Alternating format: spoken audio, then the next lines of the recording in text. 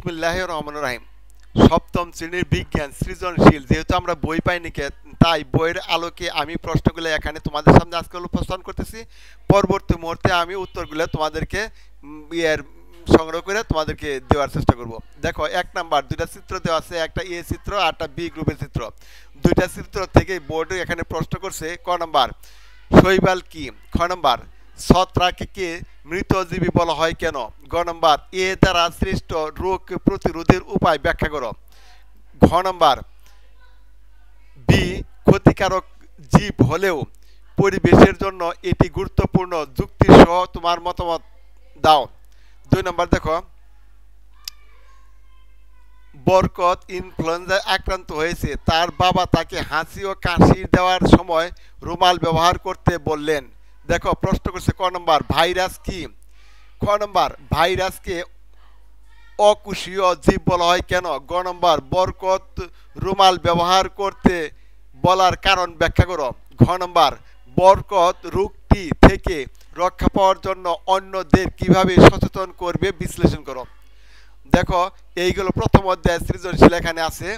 এবার দ্বিতীয় অধ্যায় সৃজনশীলগুলো আমি তোমাদের কাছে আজকেই তুলে ধরছি। পরবর্তী মুহূর্তে উত্তরগুলো পর্যায়ক্রমে একটা একটা করে তোমাদেরকে জানিয়ে দেওয়ার চেষ্টা করব।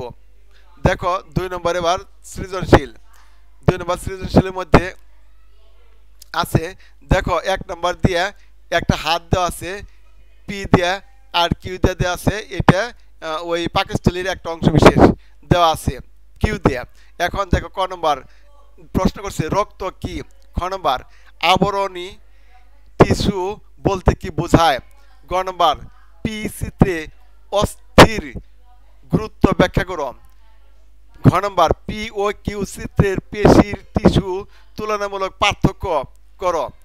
এই হলো দ্বিতীয় অধ্যায়ের 2 নম্বর প্রশ্ন। দেখো, এখানে দুইটা চিত্র দেওয়া আছে, একটা এম দেওয়া আছে বালতিতে ঢাকা আর একটা এন দেওয়া আছে গাজর সম্ভবত। প্রশ্ন করা হইতেছে ক নম্বর কোষ প্রাচীর কি, খ নম্বর মাইক্রোকন্ড্রিয়াকে শক্তির ঘর বলা হয় কেন, গ নম্বর চিত্রে এন মূল হওয়া সত্ত্বেও বর্ণময় কেন ব্যাখ্যা করো, ঘ নম্বর চিত্র এম এর টবে ঢাকা উদ্ভিদটিকে 8-10 দিন পর যে পরিবর্তন ঘটবে তা বিশ্লেষণ করো। এই হলো 4টি প্রশ্ন। এই 4টি প্রশ্নের উত্তরে আমি তোমাদেরকে দিব। পরবর্তী মুহূর্তে উত্তরগুলো তোমরা সুন্দর করে লিখে নিবে এবং জানার চেষ্টা করবে, যাতে করে তোমরা পরীক্ষার মধ্যে এই 4টাতে প্রশ্ন থাকবে, উত্তরগুলো সহজভাবে দিতে পারো।